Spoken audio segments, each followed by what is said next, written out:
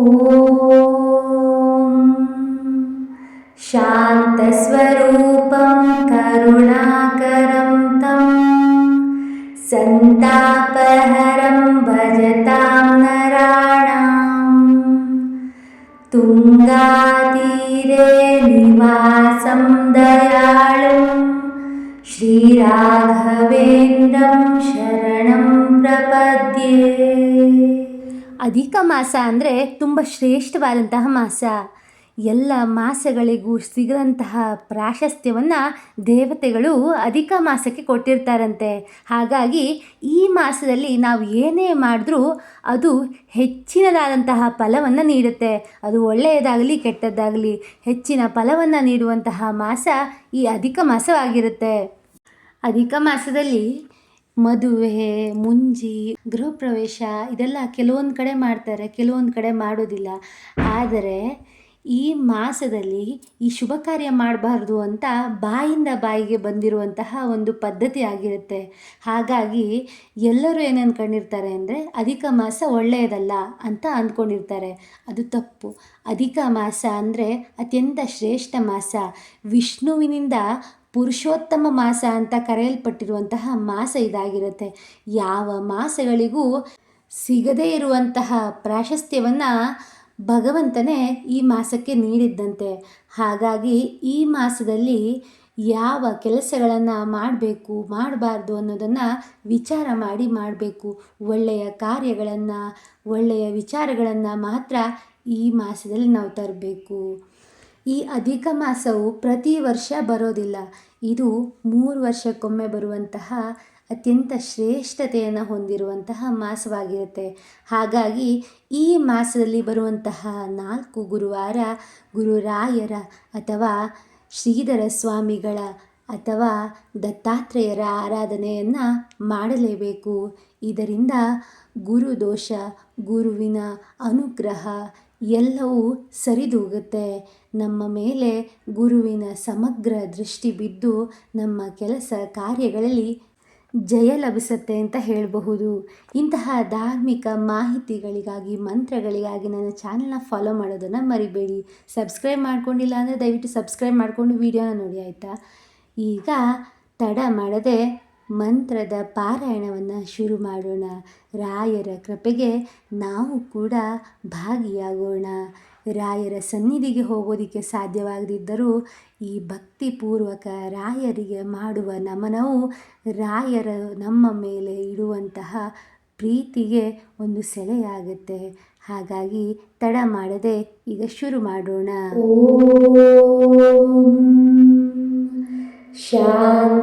ಶಾಂತಸ್ವರೂಪಂ ಕರುಣಾಕರಂ तं ಸಂತಾಪಹರಂ ಭಜತಾಂ ನರಾಣಾಂ ತುಂಗಾತೀರೆ ನಿವಾಸಂ ದಯಾಳುಂ ಶ್ರೀರಾಘವೇಂದ್ರಂ ಶರಣಂ ಪ್ರಪದ್ಯೆ.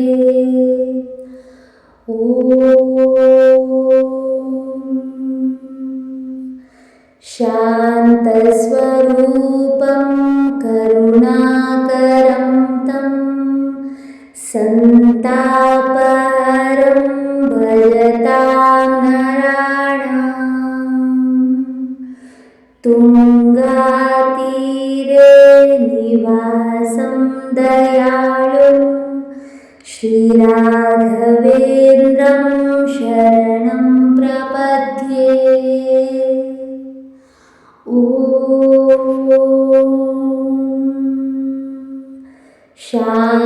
ಶಾಂತಸ್ವರೂಪಂ ಕರುಣಾಕರಂ तं ಸಂತಾಪಹರಂ ಭಜತಾಂ ನರಾಣಾಂ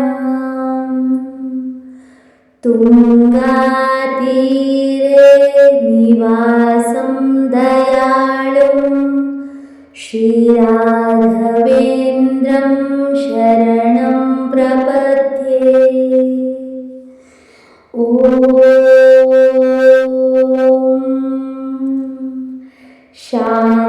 ಶಾಂತಸ್ವರೂಪಂ ಕರುಣಾಕರಂ तं ಸಂತಾಪ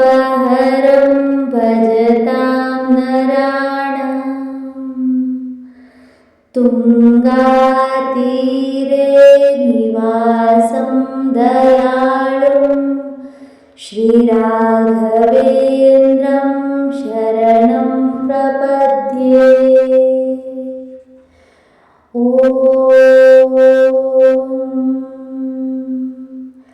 शान्तस्वरूपं करुणाकरं तं सन्तापहरं भजतानराणाम्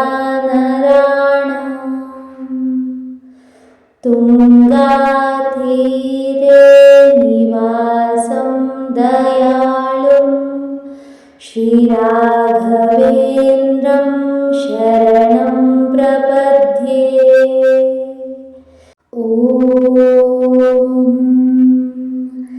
शान्तस्वरूपं करुणाकरं तं सन्तापहरं भजतां नराणाम् तुङ्गातीरे निवासं दयाळुं श्रीराघवेन्द्रं शरणं प्रपद्ये। ॐ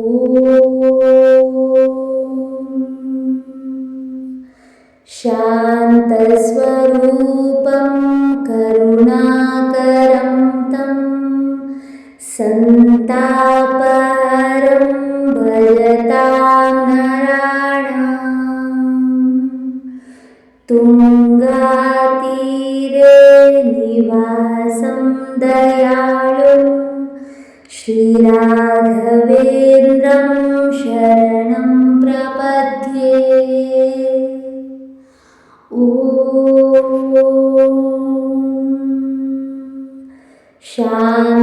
शान्तस्वरूपं करुणाकरं तं सन्तापहरं भजतां नराणाम् तुङ्गातीरे निवासं दयाळुं श्रीराघवेन्द्रं शरणं प्रपद्ये। ॐ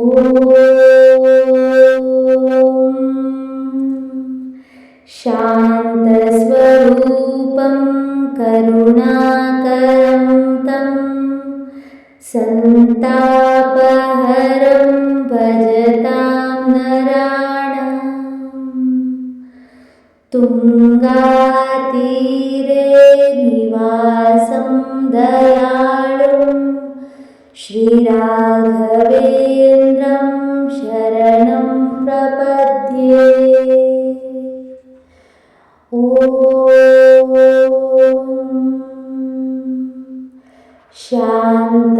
शान्तस्वरूपं करुणाकरं तं सन्तापहरं भजतां नराणाम्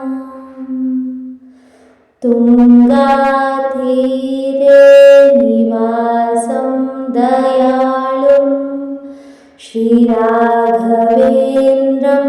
शरणं प्रपद्ये। ॐ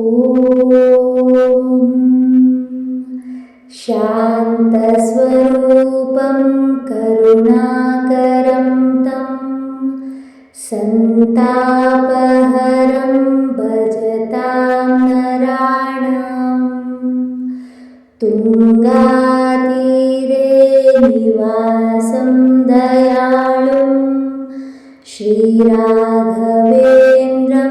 शरणं प्रपद्ये। ॐ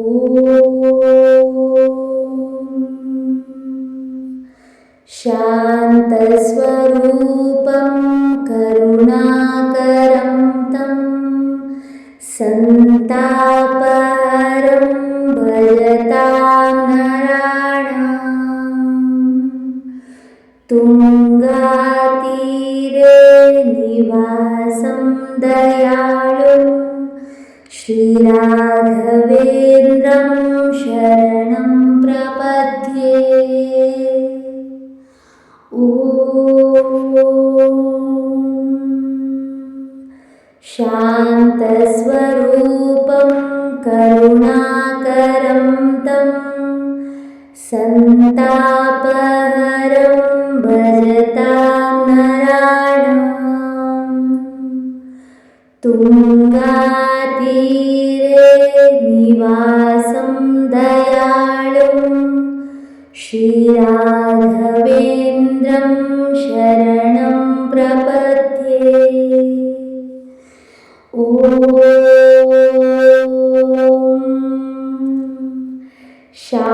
शान्तस्वरूपं करुणाकरं तं सन्तापहरं भजतां नराणाम्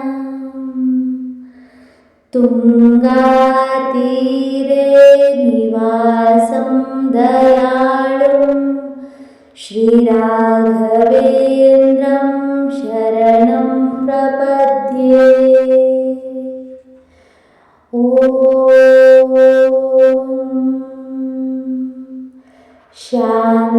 शान्तस्वरूपं करुणाकरं तं सन्तापहरं भजतां नराणाम् तुङ्गातीरे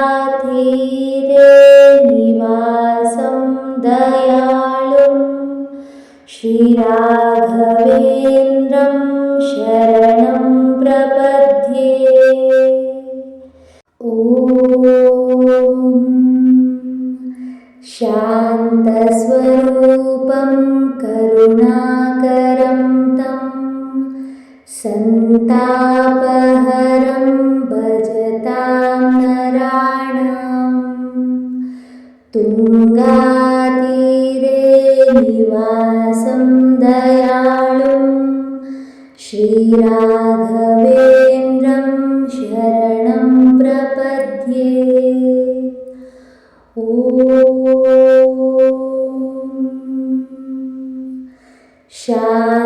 शान्तस्वरूपं करुणाकरं तं सन्तापहरं भजतां नराणाम् तुङ्गातीरे निवासं दयाळुं श्रीराघवेन्द्रं शरणं प्रपद्ये। ॐ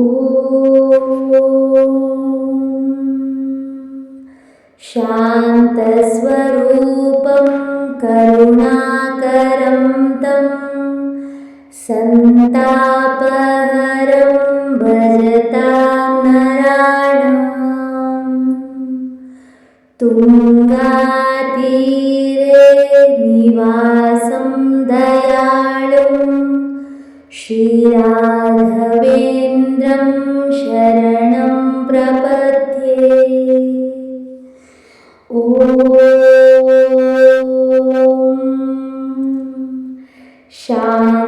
शान्तस्वरूपं करुणाकरं तं सन्तापहरं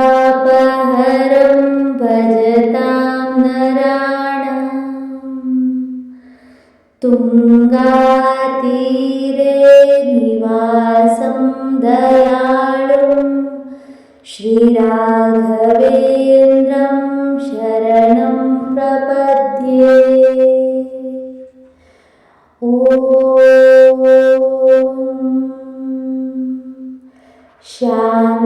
शान्तस्वरूपं करुणाकरं तं सन्तापहरं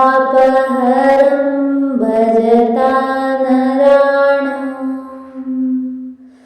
तुङ्गातीरे निवासं दयाळुं श्रीराघवेन्द्रं शरणं प्रपद्ये।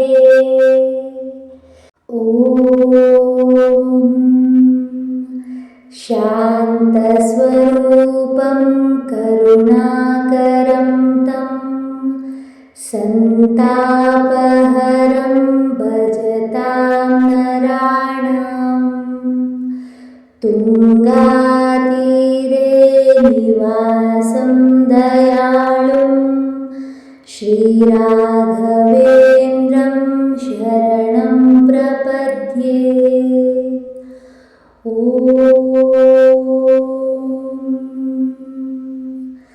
शान्तस्वरूपं करुणाकरं तं सन्तापहरं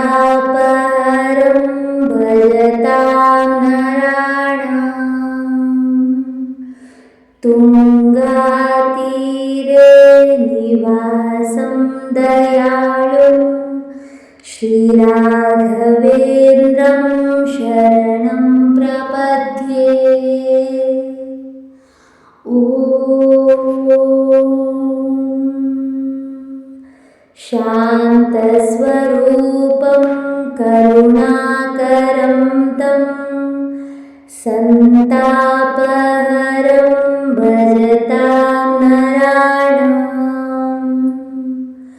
तुङ्गातीरे निवासं दयालुं श्रीराघवेन्द्रं शरणं प्रपद्ये।